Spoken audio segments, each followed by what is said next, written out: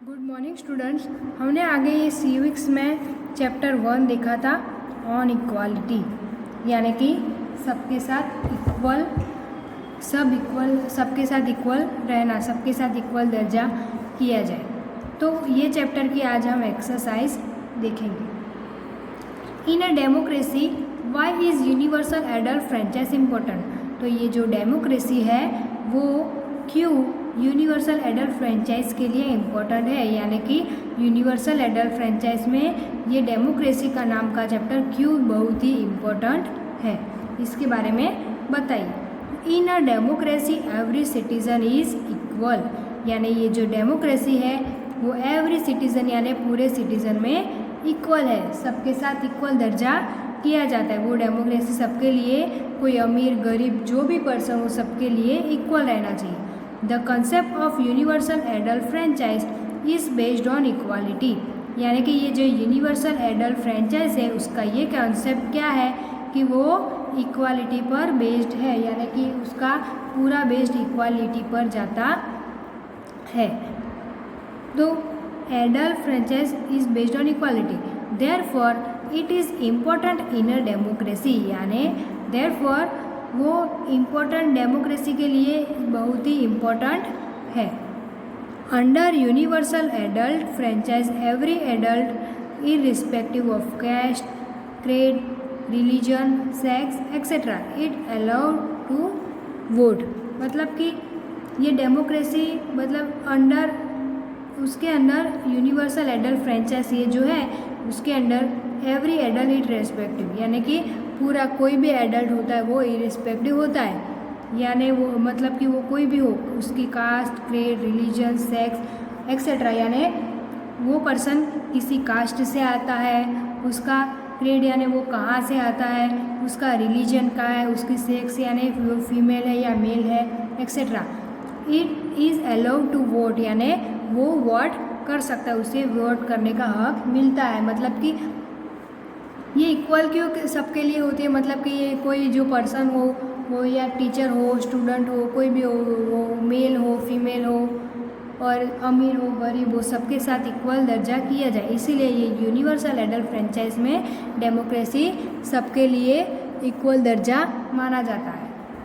हमारा second question है, read the box on article 15 and state 2 ways in which this. तो हमारे second question में हमें बताया गया है कि ये रीड द बॉक्स आर्टिकल 15 वाला ये बॉक्स है वो रीड करो और and state 2 ways in which this, और उसके 2 वेज बताओ। तो the article addresses in equality in terms of, यानी उसके 2 वेज है वो हमें यहाँ पर बताया गया है। तो ये आर्टिकल है इन इक्वालिटी के बारे में टर्म्स ऑफ, तो उसका फर्स्ट टर्म्स क्या है, first ways access to shops, public restaurants, hotels and place of public entertainment, यानी कि access to shop, public restaurant, यानी कि यहाँ हमारे वो सिटीज़न में कोई शॉप्स हो जो गवर्नमेंट की हो, पब्लिक रेस्टोरेंट, होटल्स और प्लेस ऑफ पब्लिक इन्वायरमेंट, यानी कि ये कोई भी चीज़ें हो वहाँ पर हम किसी को रोक टोक नहीं सकते, हम किसी को बोल नहीं सकते कि तुम यहाँ पर नहीं चल सकते, तुम यहाँ नहीं आ सकते, तुम ऐसा नहीं कर सकते, क्योंकि वो सब क्या है, पब्लिक प्लेस है। यानी कि ये सारी पब्लिक प्लेस को हम एक्सेस यानी एक्सेस टू शॉप, ये सब रेस्टोरेंट, होटल वहाँ है, वहाँ हमारा हक नहीं चलता है, क्योंकि ये सब क्या है, पब्लिक प्लेस है। और दूसरा वेज है the use of wells, tanks, bathing ghats, roads and place of public resort maintain wholly और partly out of state funds और dedicated to the use to general public, यानी कि हम जो ये यूज़ करते वेल्स यानी कुआं, पानी का टैंक्स और बाथिंग गार्ड्स नहाने की जगह,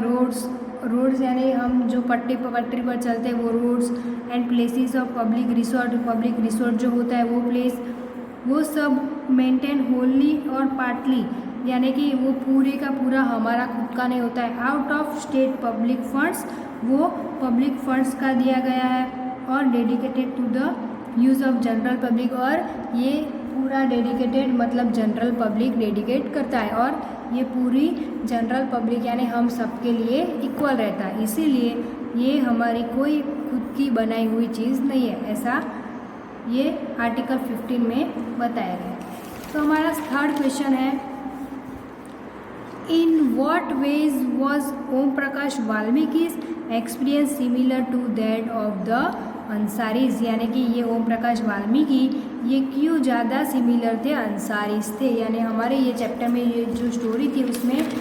बताया गया था, ये स्टोरी में ओम प्रकाश वाल्मीकि और अंसारीज की ये स्टोरी बताई गई थी, वो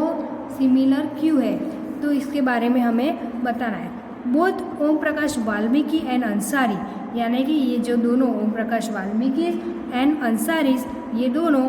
वेर सब्जेक्टेड टू डिस्क्रिमिनेशन, यानी कि ये दोनों सब्जेक्टेड टू डिस्क्रिमिनेशन, यानी दोनों की ये स्टोरी जो बताई थी उसमें Om Prakash was not allowed to sit with other students in the classroom, यानी ओम प्रकाश को अलाउड नहीं किया जाता है उसकी सीट पर बैठने का with other student in the classroom, यानी अदर स्टूडेंट यानी दूसरे जो स्टूडेंट थे वो क्लासरूम में बैठते थे, और ये ओम प्रकाश वाल्मीकि को सीट पर बैठाया नहीं जाता था। And was made to swap the school, यानी उसको पूरी स्कूल उसके हाथ से साफ करवाई जाती थी, पूरी स्कूल प्लेग्राउंड पूरा उसके हाथ से अच्छा करवाया जाता था, उसको कुछ दूसरे स्टूडेंट जैसी फैसिलिटी नहीं मिलती थी। एंड द प्लेग्राउंड ओनली, यानी प्लेग्राउंड भी उसके साथ ही हाथ ही साफ करवाया जाता था, बिकॉज ही वॉज दलित, यानी कि उसकी जाति अलग थी, वो क्या था, दलित था। Similarly the Ansaris were not given a flat in a locality, यानी सिमिलरली और दूसरा भी the Ansaris were not given a flat, उसको वो अंसारी था उसकी भी जाति अलग थी और उसको भी कोई फ्लैट नहीं देता था इन अ लोकालिटी में उसको कोई फ्लैट नहीं देता था। Where live two people belonging to religion other than theirs the moment the landlady came to know about their names, यानी कि ये अंसारी की जो नेम था उसके नेम सुनते उसको बिलोंगिंग नहीं करते थे उसकी रिलीजन से, उसकी कास्ट जो थी अंसारी उससे रिलीजन नहीं करते थे। और ये मूवमेंट वो जो लैंड लेडी थी फ्लैट की मालकिन वो ना बोल रही थी कि उसे फ्लैट नहीं मिलेगा। She decline to rent the house, उसको वो रेंट पर जो भाड़े पर जो घर चाहिए था अंसारी को वो नहीं दे रही थी। In both the cases the dignity of a person in violated, यानी कि ये जो दोनों स्टोरीज हमें दी थी हमने आगे सुनी थी वो वाल्मीकि वाली वो सिटीज़न की और ये अंसारीज की, ये दोनों स्टोरी में ये दोनों केसेस यानी ये both of cases the dignity यानी ये दोनों में वायलेटेड किया जाता था। इन दोनों पर्सन को वायलेटेड मतलब कि उनको उनके साथ इज्जत से व्यवहार नहीं किया जाता था, उनको सबके सामने इज्जत नहीं दिया जाता था। तो ये बेस है ओम प्रकाश वाल्मीकि और अंसार इस दोनों के सिमिलर। उसके बाद हमारा फोर्थ क्वेश्चन है what do you understand by the term all person are equal before the law, why do you think it is important in a democracy. तो what do you understand by the term यानी ये terms है उसको क्यों understand किया जाता है। All person are equal before the law, तो लॉ यानी कानून के लिए क्यों सब पर्सन सारे पर्सन जो होते हैं उनको इक्वल सा दर्जा किया जाता है, उनके साथ इक्वल रहना पड़ता है। Y do you think it is important in a democracy, ये क्यों डेमोक्रेसी के लिए बहुत ही इम्पोर्टेंट है कि सारे इक्वल सबके साथ इक्वल दर्जा किया जाता है। तो it means that every person यानी सारे person every person from the presidents of the country to a domestic help like Kanta has to obey the same laws, यानी यहाँ पर बताया है कि it means the every person यानी कोई भी पर्सन हो चाहे टीचर स्टूडेंट फीमेल मेल गरीब हो अमीर हो जो कोई भी मालकिन हो उसका सेठ हो कोई भी जो भी पर्सन हो उसके presidents to the country of the country यानी कंट्री में डोमेस्टिक हेल्प चाहिए लाइक कांता, हमने आगे कांता की स्टोरी देखी थी। He is obey the same laws, सबके साथ सेम लॉज यानी सेम कानून करना चाहिए। No person can be discriminated against on the basis of their religion race caste etcetera, यानी नो पर्सन कोई भी पर्सन होता है अलग वो उसके साथ डिस्क्रिमिनेटेड अगेंस्ट नहीं किया जाता ऑन द बेसिस, उसका बेसिस कोई भी हो, रिलीजन कोई भी हो, उसकी रेस यानी वो कहाँ से आता है, उसकी कास्ट कौन सी हो एक्सेट्रा, वो मेल हो फीमेल हो, उसके साथ सबके साथ एक जैसा दर्जा मिलना चाहिए, इक्वल कानून मिलना चाहिए। Every person has access to all public places including playgrounds, hotel, shop and market. और यहाँ पर बताया है कि every persons has access to all public places, यानी एवरी पर्सन सबके साथ एक्सेस करना चाहिए कि ये ऑल पब्लिक प्लेसेस है, इंक्लूडिंग मतलब कि ये प्लेग्राउंड्स, होटल्स, शॉप्स और मार्केट्स, ये सब वो पब्लिक प्लेसेस है। तो ये सब में हमें किसी भी पर्सन को मतलब कि किसी भी पर्सन को हम रोक नहीं सकते कि ये तुम्हारी है, नहीं है, मेरी है, तुम यहाँ पर नहीं आ सकते, ऐसा हम कुछ भी बोल नहीं सकते। All persons can be use publicity available, सबको ये यूज़ पब्लिसिटी पब्लिकली अवेलेबल, यानी कि सब पब्लिकली के लिए ये अवेलेबल है। वेल्स, रोड्स, बाथिंग गार्ड्स, ये सब के लिए अवेलेबल है क्योंकि वो सब पब्लिकली चीज़ है। Equality is the soul of democracy, यानी इक्वालिटी वो डेमोक्रेसी के लिए सोल है। We know that democracy is a from government which gives equal importance and recognition to all, यानी ये गवर्नमेंट की ये जो भी चीज़ है वो इम्पोर्टेंट एंड रिकॉग्निशन है टू ऑल, यानी ऑल पर्सन के साथ। If inequalities on the basis, यानी इनइक्वालिटीज़ नहीं की जाती जो ऑन बेसिस मतलब कि उसकी रेस, रिलीजन, कास्ट, कोई भी जहाँ से उसकी जाति भी कोई भी हो एक्सेट्रा, वो किसी के भी साथ इनइक्वालिटी नहीं की जाती। Continue to exist democracy would never flourish, instead to it would perish very soon, यानी कि अगर जो देखो सभी के साथ ऐसी इनइक्वालिटी की जाएगी तो हमारे आगे कानून नहीं बढ़ेगा। और हमारा ये लास्ट क्वेश्चन है, the government of India pass disabilities act in 1995। There is law states that persons with disabilities have equal rights and that the government should make possible their full participation in society. The government has to provide free education and integrate children with disabilities into mainstream schools. This law also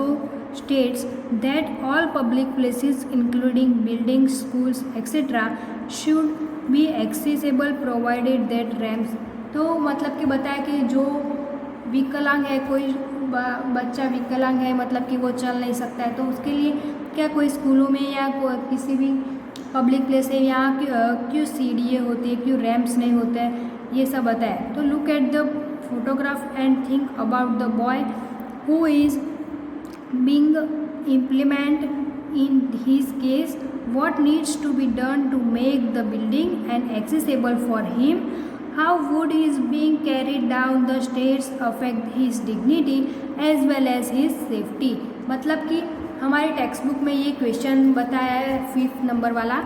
उसमें बताया कि look at the photograph, यानी ये जो photograph है उसमें ये जो विकलांग है वो बच्चा चल नहीं पाता है तो उसे सीढ़ियों से लाया जा रही है। तो यहाँ पर बताया कि प्रोवाइड टू विथ रैम्प्स, यानी कि ये रैम्प्स क्यों नहीं है, उसकी सेफ्टी के लिए क्या करना चाहिए, क्यों ये कि कानून में सब आता है। वी नीड्स, उसकी नीड्स क्या है, make the building accessible for him, क्यों इसके साथ ऐसा किया जाता है, तो उसको रैम्प्स होनी चाहिए। तो ये क्वेश्चन का आंसर, ये फोटोग्राफर से आंसर। तो the boy is the photograph is disable, यानी ये जो फोटोग्राफ में कोई ये बच्चा दिखाई दिया है वो कौन है, विकलांग, यानी वो चल नहीं पाता है। As per the law this building should have been accessible for him, यानी ये कानून में बताया कि building should have been accessible for him, यानी उसको वो बच्चा था उसके साथ एक्सेसिबल भी हैव बीन मतलब डिसेबल नहीं किया जाता है। But we see the law is not being implemented in this case,